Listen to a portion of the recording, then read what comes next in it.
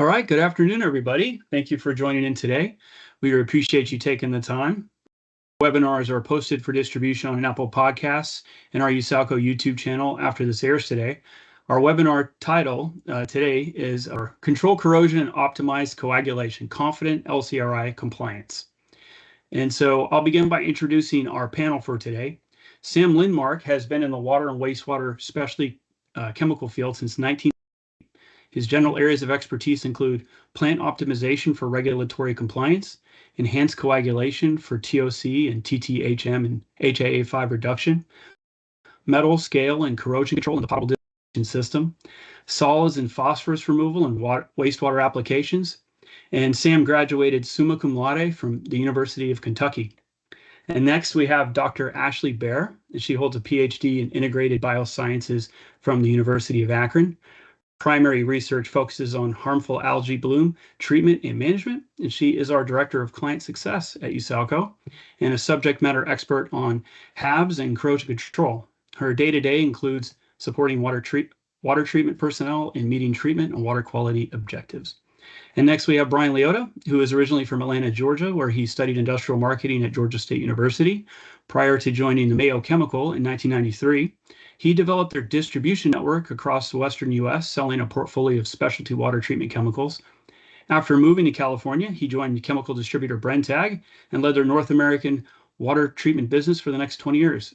And in 2022, he joined USALCO's commercial team, where he currently serves as Director of Marketing and Product Development. Brian currently resides near San Francisco with his wife, Ann, and their daughter, Grace. And then last, myself, my name is Chris Lacey. I began my career in water treatment over 13 years ago with DPC Industries, which is now PVS Chemicals. And for the past 8 years, I've been with USALCO in both commercial and marketing roles, assisting plants with coagulant selection and optimization for drinking water and wastewater. I have my undergrad in business administration from the University of Washington and my MBA from Texas Tech University in data strategy. And I live outside of San Antonio, Texas, with my wife, Chrissy, and children, Elijah, Aurelia, and Lincoln. All right, so for today's event, please email webinar@usalco.com with any questions or requests. And also, you can add those questions in the chat if you would like as well. This deck will be available for you at the end. And if you need any help at all finding it afterwards, it'll be posted on our website. And you can also email us anytime at that same address. We keep an eye on it year-round. So now let's go ahead and cover today's agenda. We're going to begin by covering the USALCO company profile. We're going to talk about the LCR past and LCRI present. We're going to cover some technological advancements in corrosion monitoring. We're going to talk about understanding corrosion, phosphates and monitoring their performance. And then we're going to cover digital tools for managing corrosion risk. And at the very end, we're going to be answering any questions y'all have. So feel free to, fire away on those in the chat or over email.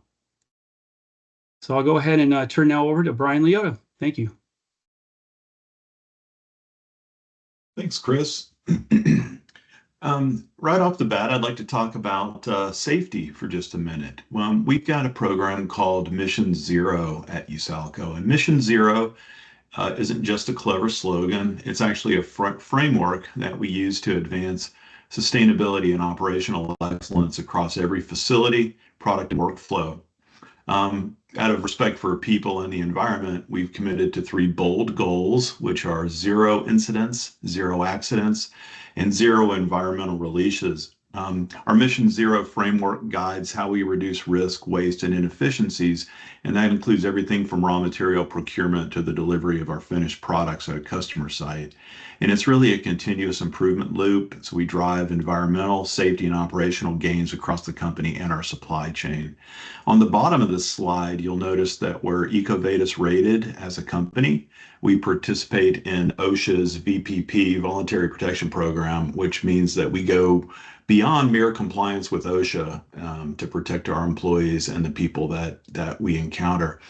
We're members of the Responsible Care Program, and all of our products that go into drinking water are NSF certified for that application, and we're also active members of the ACC. At USALCO, our vision is to lead in creating water treatment solutions that not only meet today's needs, but also drive a more sustainable future for future generations to come. And our mission is that we're truly committed to being a force for good, enriching the lives of our stakeholders and communities by addressing America's pressing need for clean and accessible water. And our core values include safety, integrity, customer focus, teamwork, and innovation, and they guide us in everything we do. We strive for results and ensure respect for people in every interaction. As far as our locations and the impact of our business, we have 27 plant sites and 7 logistic hubs. We have a true nationwide presence. We're coast to coast. We've got a team of over 500 people who contribute to positively impacting over 130 million lives and ensuring over 70,000 deliveries annually. As far as expansion, we are on the move. We're currently expanding in Southern California, and we have an ongoing commitment to growth and serving new regions with our advanced technologies. Regarding the map itself, as you can see, our diverse locations, including specialty and conventional plants, rail hubs, warehouses, and R&D facilities, it all comes together to highlight our operational capabilities to meet water treatment needs across the country. This illustration just shows the critical aspects of a typical drinking water facility, things like coagulation, filtration, pH control, disinfection, some chemical process control, and operating personnel, all essential to providing clean water.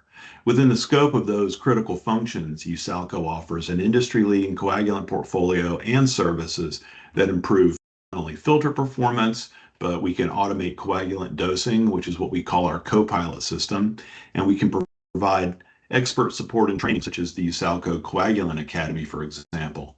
The Academy is a 2-day in-person hands-on intensive training program that we offer to strategic partners. So the result of all these offerings are meant to maximize facility production, reduce maintenance and energy costs, lower sludge disposal and pH control expense, and minimize carbon emissions. Ultimately, we aim to enhance the resiliency and efficiency of the entire process. And now just a quick snapshot of our products, technologies, and services.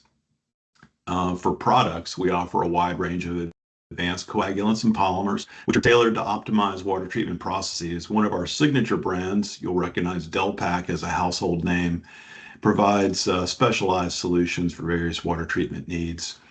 For iron and aluminum specifically, we manufacture a pretty comprehensive range, including polyaluminum chloride, ferric sulfate chloride, etc., all designed to enhance coagulation, reduce sludge, and improve water clarity. We also manufacture polymers such as polydadmax and EPIs, offering additional tools to support efficient coagulation and liquid-solid separation. Just a comment that our product line is highly customizable, and we take that approach to water treatment. We recognize that every water system has attributes that make it unique, so ours is not a one-size-fits-all approach. We take a consultative view on each opportunity, and we can coach our channel partners to do the same thing.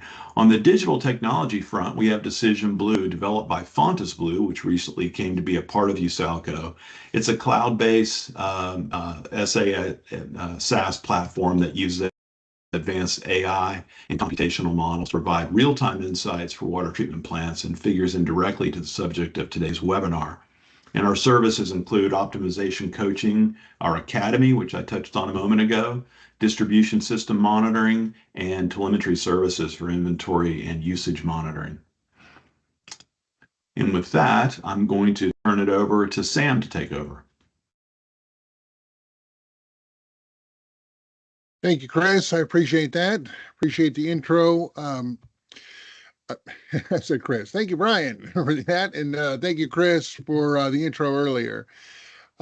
Today, we are going to talk about corrosion control. We hope that at the end of this webinar, you go away knowing a little bit more about EPA's lead and copper rule improvements. They call it LCRI. You'll see that 4-digit acronym throughout the webinar. It was implemented in October 2024. Hopefully, you also understand a little bit about optimized corrosion control treatment. That's OCCT, also as written in LCRI. and system monitoring, how critical and vital that is for effective corrosion control treatment plans. And then how the data-driven process of distribution system monitoring and optimized corrosion control treatment insulates and protects against fluctuations and increases in things like the chloride sulfate mass ratios and empowers systems to improve overall TOC capture and enhances PFAS removal in your plant's pre-filter.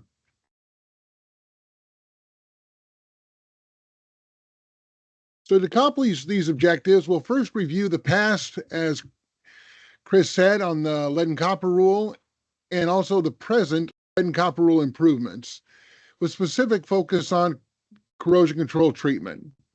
We'll go over a quick summary of the root causes of corrosion and scaling.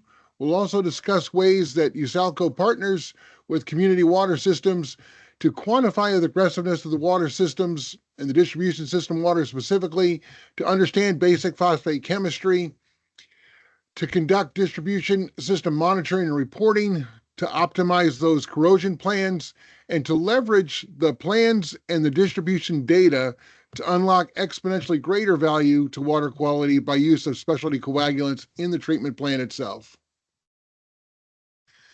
Quick backstory: in 1986, Congress banned lead material. In 1991, the lead and copper rule was first established with 15 parts per billion of lead and 1.3 parts per million copper. Really, those numbers have not changed since that time. 30 years later, although there were several talks about revisions and how you do monitoring, etc., the LCRR, or lead and copper rule revised, was finalized. They gave us almost a year, December of 2021, to where it would become effective. In October of last year, the EPA issued the lead and copper rule improvements, and they only gave 8 days for compliance to begin. And the reason it only took 8 days is because they adopted most everything in LCRR that had been in place for 3 years, and they even fine-tuned and tightened it a little bit more, and we'll talk about that shortly. So in January of 2021 is when it was first, the lead and copper rule revisions took place. The action limit changed to 10 parts per billion. So even though the limit of 15 parts per billion has not changed, the action limit, where you have to do something about it, changed to 10.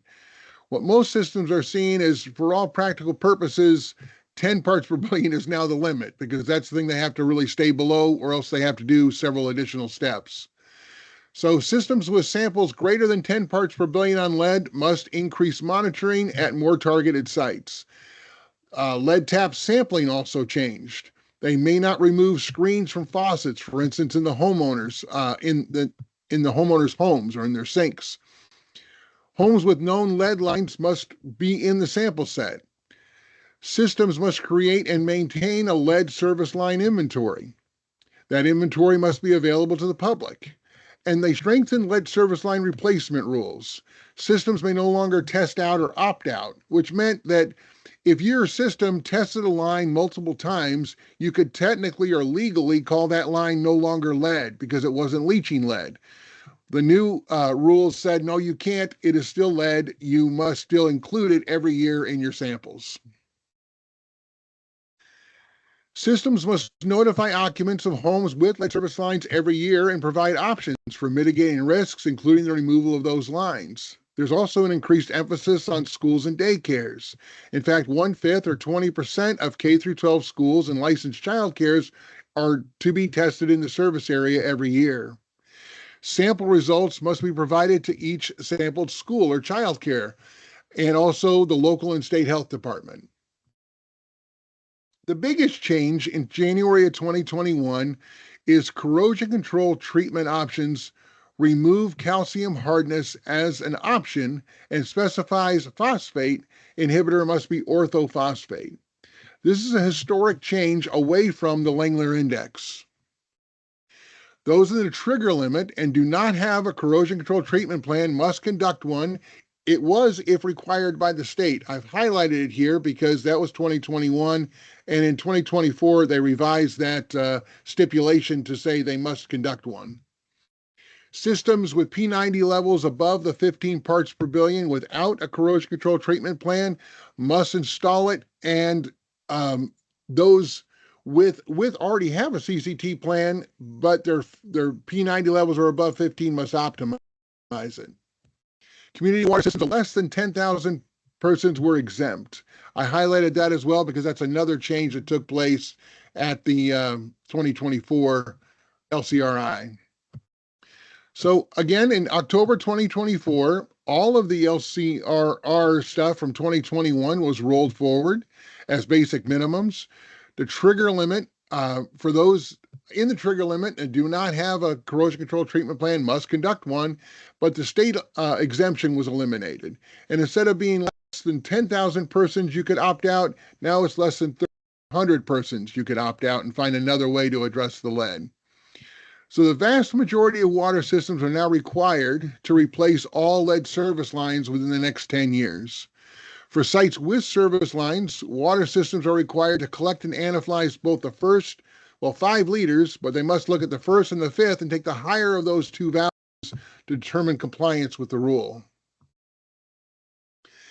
Systems with a corrosion control treatment plan with more than 10,000 persons must test at the entry points and throughout the distribution system. They can't just say what's leaving the plant.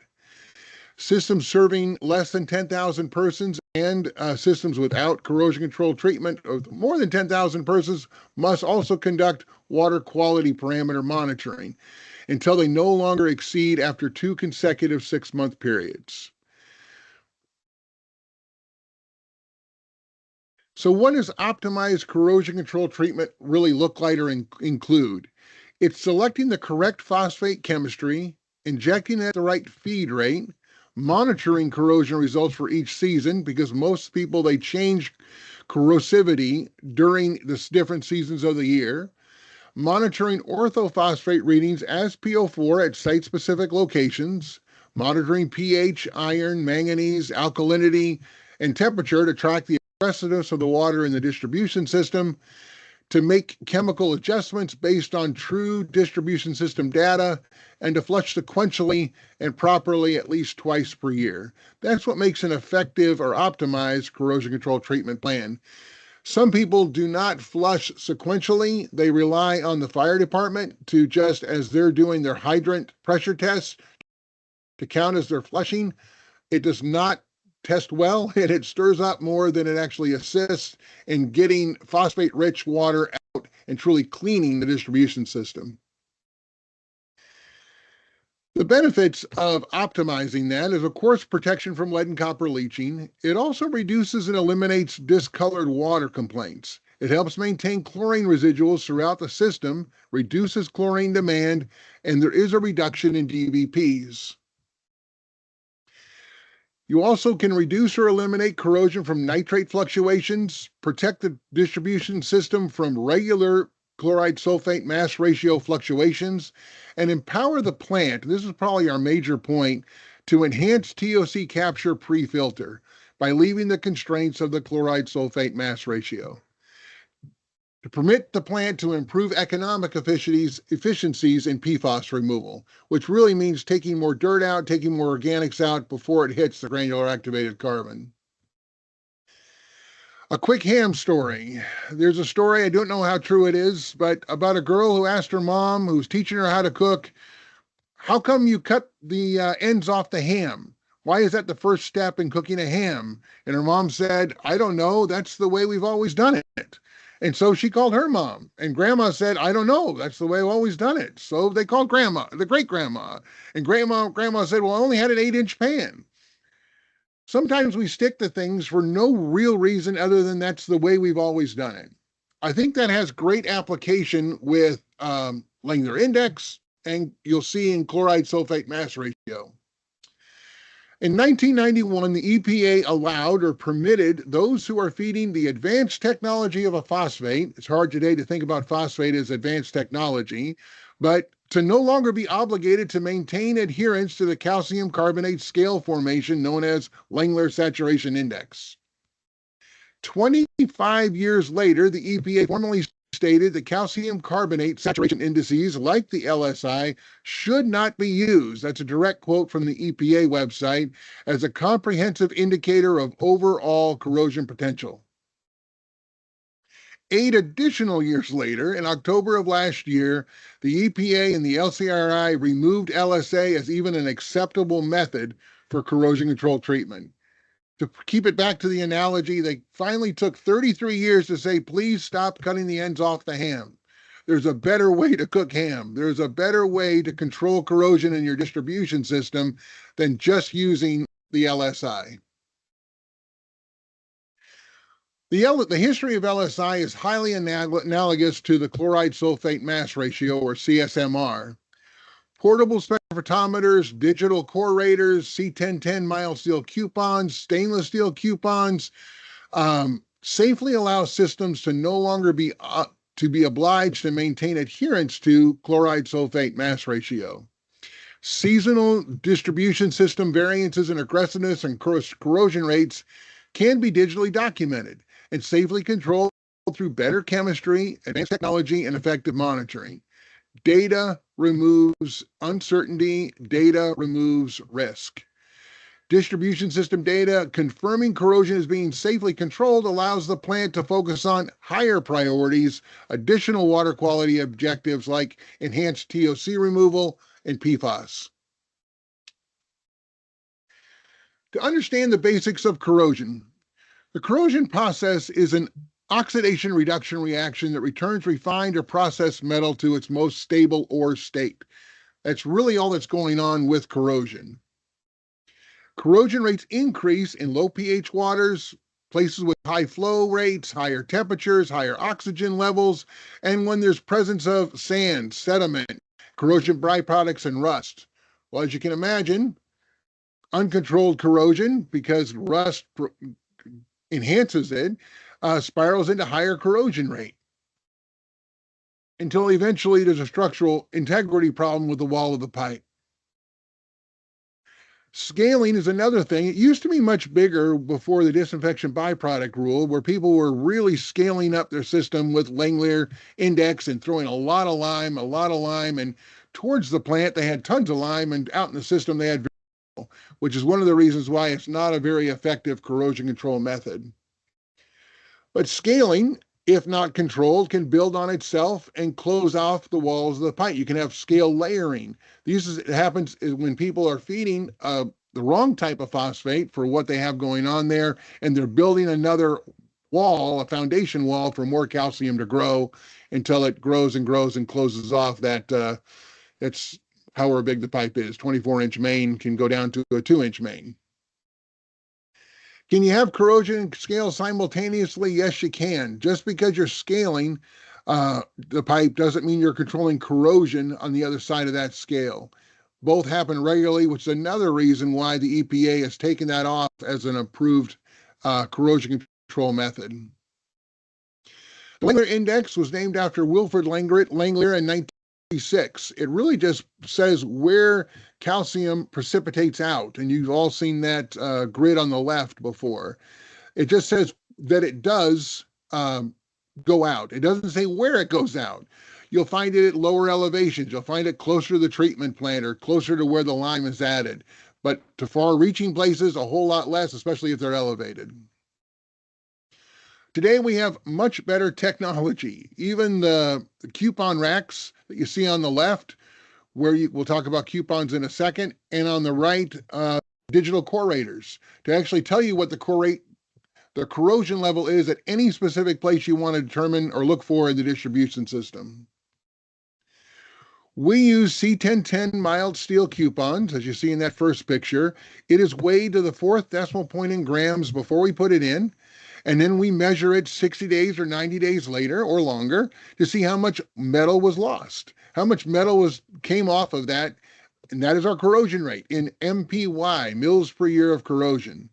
Right next to it, we put a 316L stainless steel coupon, which is this picture below. Lots of holes in it to increase its surface area to give it more place for the calcium that is present to build up. And then we take pictures of that and see how that changes month after month, year after year, to say, are you scaling in the system? Are we effectively controlling that scale? So the key to picking the correct phosphate is to know what is the iron level, what is the manganese, what is the pH, what is the alkalinity, what is the hardness level, how much naturally occurring orthophosphate is present, and what's the plant's history. Is this a plant that's always been on the source water no matter what? Or is this a plant that 10 years ago used to be on well water and now is on surface water? They used to lime soften, but now they don't. That type of thing is very important to actually selecting the right phosphate and controlling the corrosion out in the system. And these same 7 attributes are important, not just the water leaving the plant, but at multiple places out in the distribution system, so you see the full picture. It's not a coincidence that the LCRI, again in October, has those same attributes. Sorry you can't see it blown up any better than that, but those same indicators of a section of plant history are on that same report as part of the LCRI. To understand what the phosphates are doing, and I apologize if this is a little simplistic for those of you that know it well, you can pretty much boil it down to there's 2 types of phosphate. One is a polyphosphate, the other is orthophosphate. You think of polyphosphates like a polygon has many sides. A polyphosphate does many things. It sequesters soluble metal. It prevents calcium bridging. It prohibits calcium scale formation. It breaks down and slakes away existing scale. It creates a smooth coating as it removes tubercles. Yet smoothing reduces surface area in the pipe and likely will reduce chlorine demand.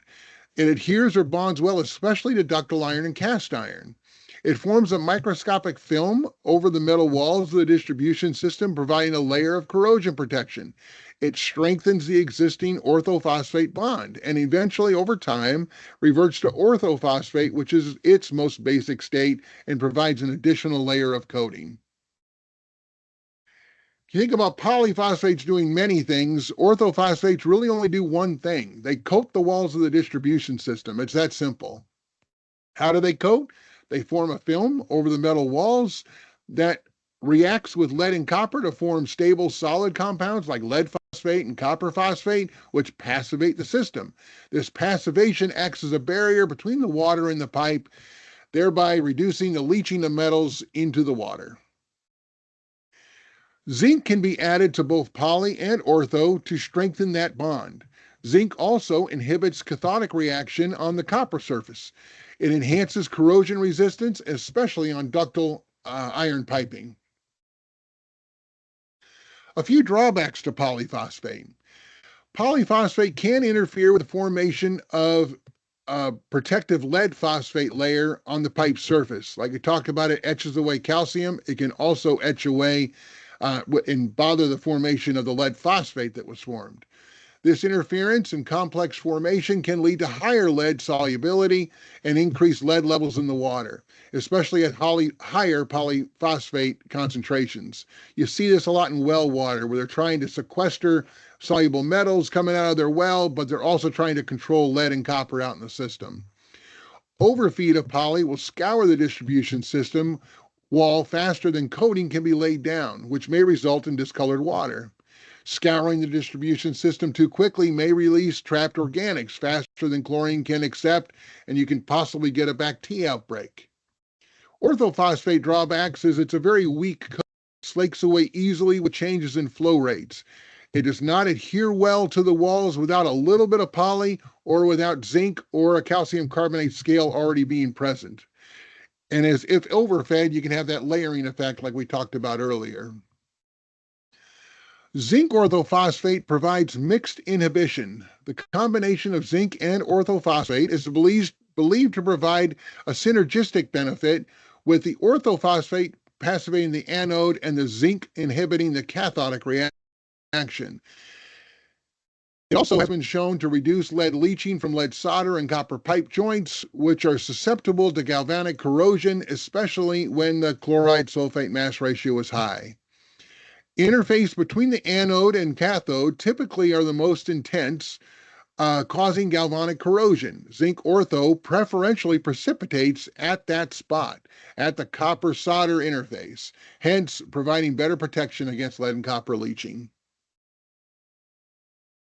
There was a 2017 case study where a utility knew they were going to be switching from a groundwater source to a surface water source. They were going to go from a high alkalinity water to a low alkalinity water, and their chloride sulfate mass ratio was going to go from 0.1 up to almost 0.8. Well, as you can imagine, they were concerned about what that might look like, so they did a study on it. I know it's a busy slide, but the result of that slide was they actually found that straight orthophosphate alone was insufficient.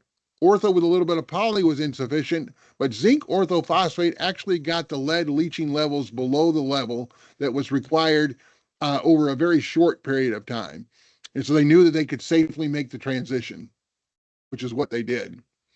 The 90th percentile for lead in the affected cave study community, below the 15 parts per billion lead action level, within a year after zinc orthophosphate was added to the system. Zinc orthophosphate's performance improves with time and is affected by the zinc dose.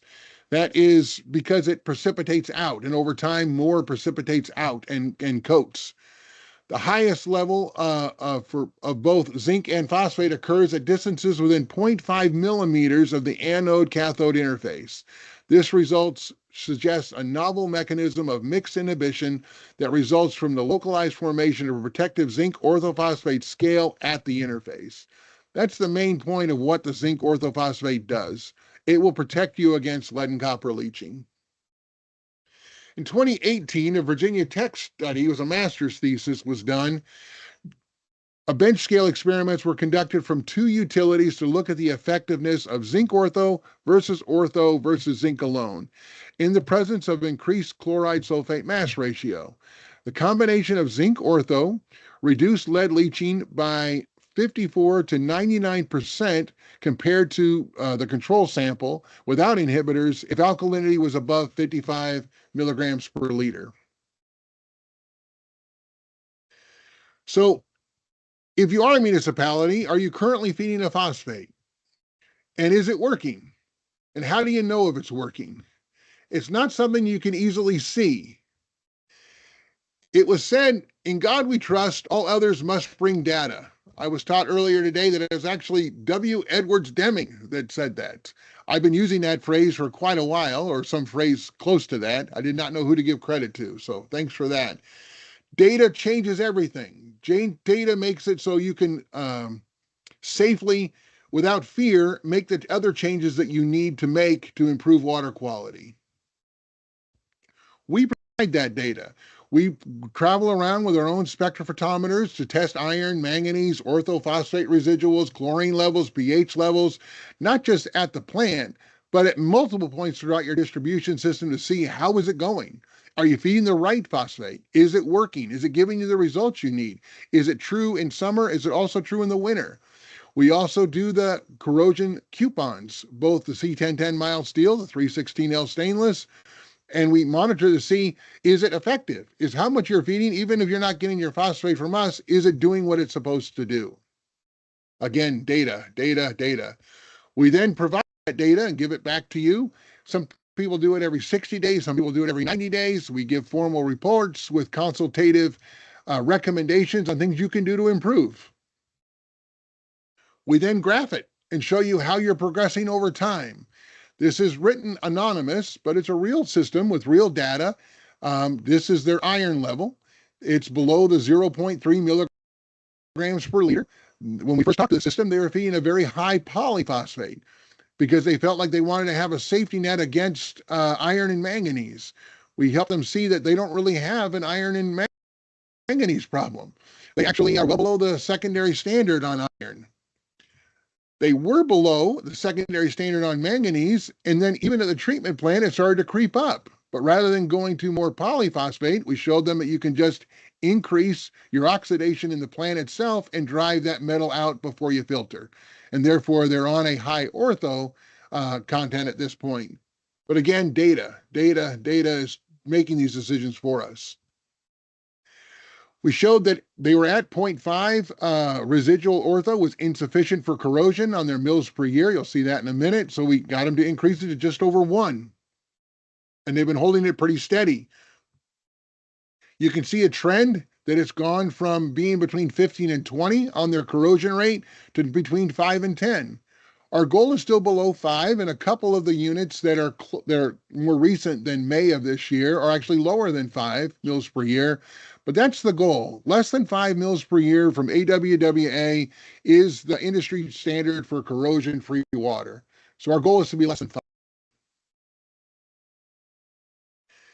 Our professional distribution monitoring services will allow you to select the right phosphate so you can reduce your DBPs, you can prevent lead and copper leaching, you can optimize corrosion control to adhere to the LCRI by getting data on iron, data on manganese, data on phosphate, data on everything. We'll give you detailed reports quarterly, at a minimum quarterly. Sometimes we do it bi-monthly, so you can track and see what months of the year do you have issues, what months of the year are you fine.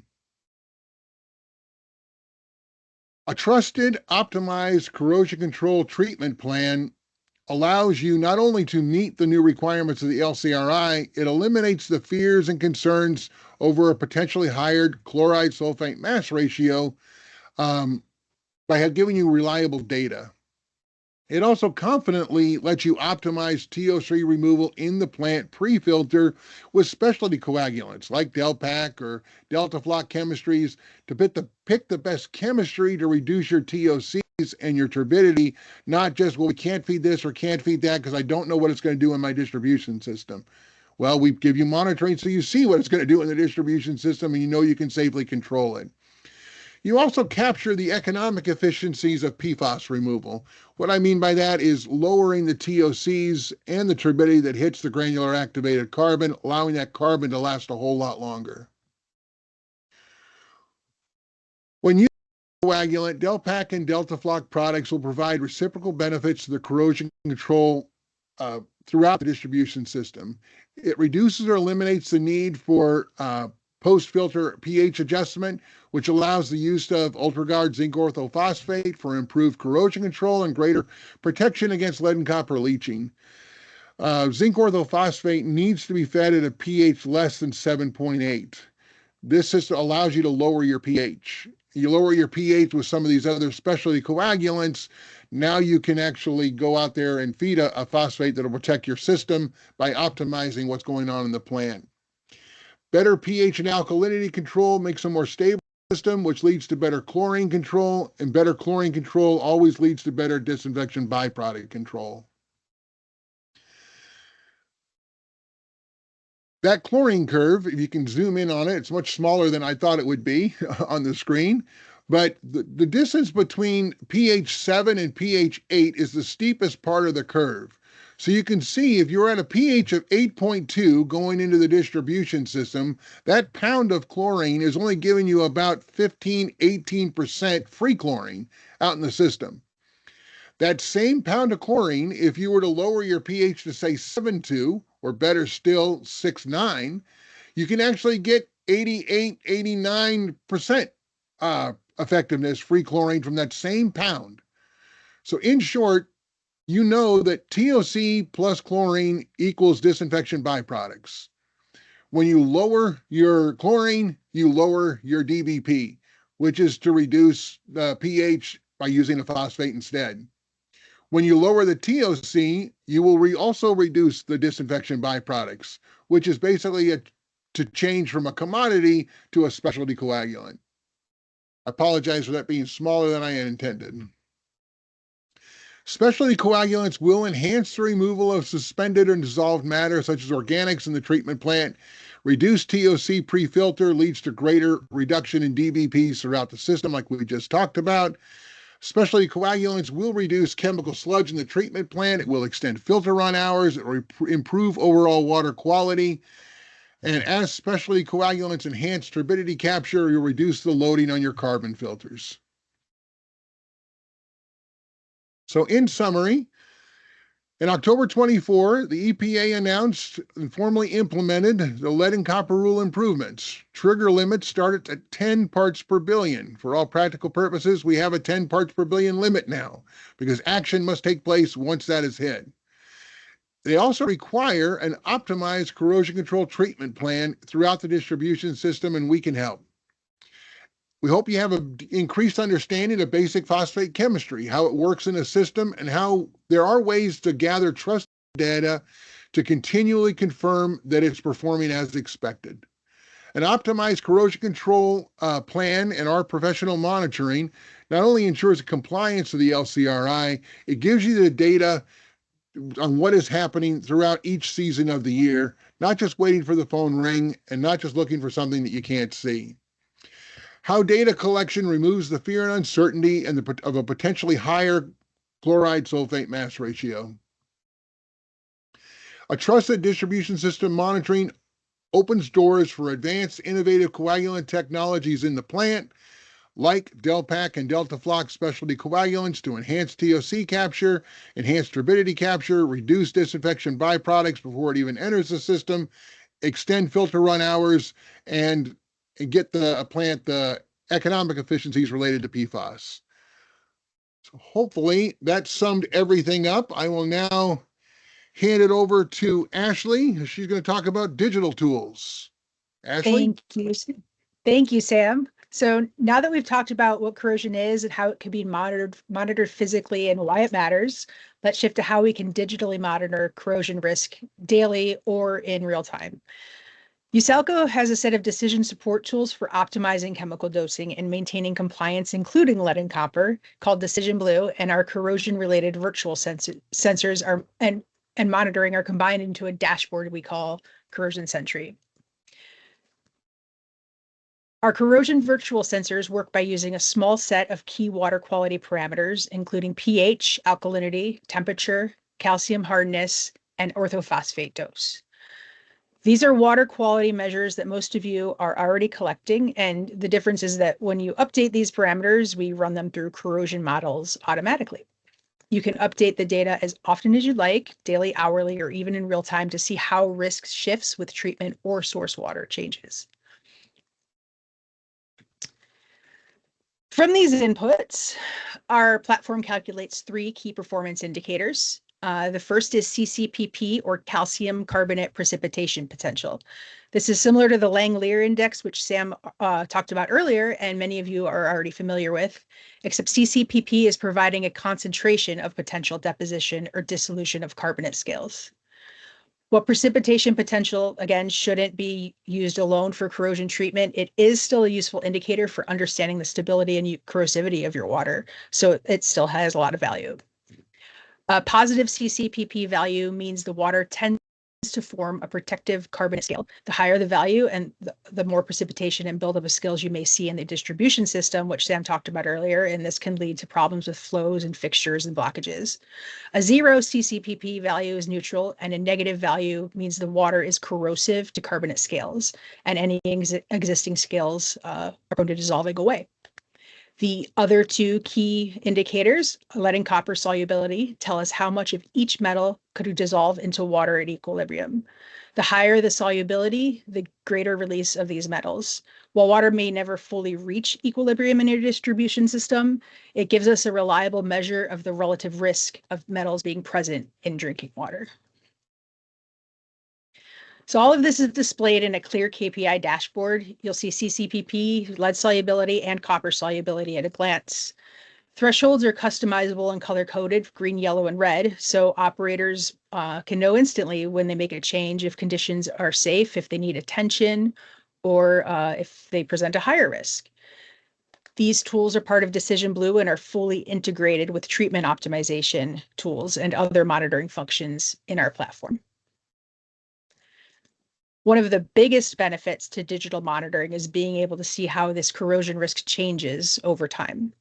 So these trend charts make it easy to spot whether the problem is a short blip or part of a growing trend, or even if it's just a seasonal variation. This way you can act before compliance issues develop when you're doing your testing or putting people at risk.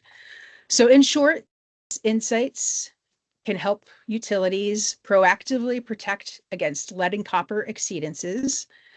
They are adaptable to different corrosion control programs.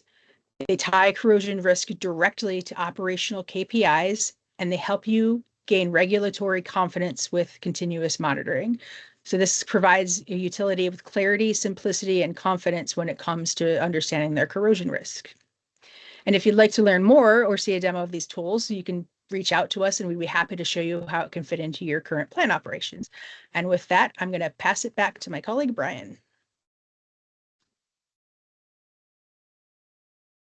Thanks, Ashley. So at this point, we're going to open it up for questions. As Chris mentioned at the beginning, you can email your questions to webinar@usalco.com. And you can also just a Q&A here on the actual webinar platform. We did get a handful of questions via email. So let's see if we got any Q&A. No, so they all came through email. So I'll go ahead and start firing those off. First question is, I'll just go in order. What happens if we don't have one of these parameters like orthophosphate? Can the model still run? So anybody want to grab that one? Yeah, assuming that's for the digital tools, then yes. So if you don't currently use orthophosphate, the model can still run without orthophosphate. It'll still give you those parameters. If you don't have calcium hardness, we can make some assumptions about what your total hardness is providing you. Most people are at least taking that parameter. Alkalinity, pH, and temperature are pretty vital to have, though, and most people collect those, so it shouldn't be an issue. All right. If any of the other panelists want to weigh in, otherwise I can just go to the next question here. Let's see, can the corrosion tool be used for distribution system sites, or is it only for finished water? So there is also a standalone tool where you can do comparison testing. So you can add what your current water quality parameters are, and then compare them to theoretical changes in your treatment or changes in different distribution sites, which is what it's mainly built for. So yes, it can be used for distribution sites as well. Okay. Can this be used for distribution system sites, or is it only same question. I guess more than one person had that on their mind. Doesn't an elevated chloride sulfate mass ratio increase the corrosion rate? I'll take that. Great question. Yes, almost always it does increase the corrosion rate, but we want to quantify how much it does increase that corrosion rate, and can that corrosion be safely, effectively controlled? In most cases, it can. Study after study has shown that yes, even with a higher chloride sulfate mass ratio, that corrosion rate will be controlled by feeding the right phosphate at the right dosage rate and going out with the right alkalinity. So one of those three things, and we won't know unless you monitor whether or not you're really controlling the corrosion. But we can do it by monitoring both with the corrators and also with coupons to basically tell you what's going on in the system for real. All right. Thanks, Sam. And somebody wants to know, the exact question is, are you saying that we can no longer use the Langmuir index? No, absolutely not. You can still use the Langmuir index. It's an effective tool to gauge basically how aggressive your water is. Are you positive or negative on Langmuir? How aggressive is your water? It's a great tool. We use it in our predictive modeling that Ashley spoke about on what's really going on out there in the system. What the EPA is saying that you cannot use that as a standalone corrosion control predictor and process for saying, yeah, we are controlling corrosion, we're feeding lime. No, that's not a standalone thing. You can't say that anymore. You can't use calcium hardness for that. You can't use any indice that's like that. You can use it as an indicator, and you can put in a corrosion control methodology that you are ensuring that you're controlling corrosion and preventing lead and copper leaching. So no, you absolutely should be tracking that. You should know what your calcium hardness is. You should know what your pH and alkalinity are. All of those are strong components of the right product selection and the right distribution system monitoring program. Great, thanks, Sam. Last question we have here is, actually there's somebody typed into the Q&A. Let's jump back over to the actual Q&A. Someone wants to know if we can provide a copy of the PowerPoint, and I believe The answer is yes. We're going to send over this afternoon in PDF format. Through the email, we got one other question. How much phosphate is needed to control corrosion? That question sounds like we could spend a day on that one, but Sam, Ashley, what do you have to say? Well, it is a great question. One of the questions that Ashley addressed is, can you do a predictive model of what it's like without orthophosphate? You can also do what it's like with orthophosphate. Yes, how much do you need is exactly why we monitor. It's exactly why we're in the business that we're in. What do you really require? There are some systems that feed as little as 0.5 parts per million as a residual orthophosphate, and it controls their corrosion level. That's as PO4 ortho in certain seasons of the year at 0.5. There's some people that feed as high as 3 parts per million as ortho during some seasons of the year, and they're still not controlling their corrosion. It's still beyond what 3 parts per million is adding. And they can keep go up from there, and they are little by little going up from there because they're seeing their benefits. But I would say if you're looking for a ballpark, it's somewhere between, say, 0.5, 0.7, and 2.5, 2.7 will hit most ranges. But it's the reason we monitor. It's the reason we test.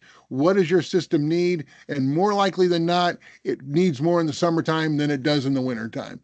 And we can show you that. We can show you that. And we can even digitally predict it with Ashley software. Mm-hmm. Okay, checking email. That's all the questions there. Nothing else in the Q&A. So with that, I'm going to turn it back over to Chris Lacey, who's going to wrap it up for us. Chris? All right. Well, thank you, Brian. And thank you all for joining us today. And if you'd like to share this with anyone, we'll be posting this video on YouTube and also on our LinkedIn. And it'll be forever also on our website. So there's all different ways to find it. We're trying to make it as easy as possible. And we post our webinars through also on our Apple Podcast channel, but obviously it's just something you can listen to while you're driving down the road. So please feel free to subscribe to all those when you get a minute. And we really appreciate y'all joining us this afternoon. Thank you so much. Have a good afternoon. Bye-bye. Thanks, everyone. Thank you. Thank you.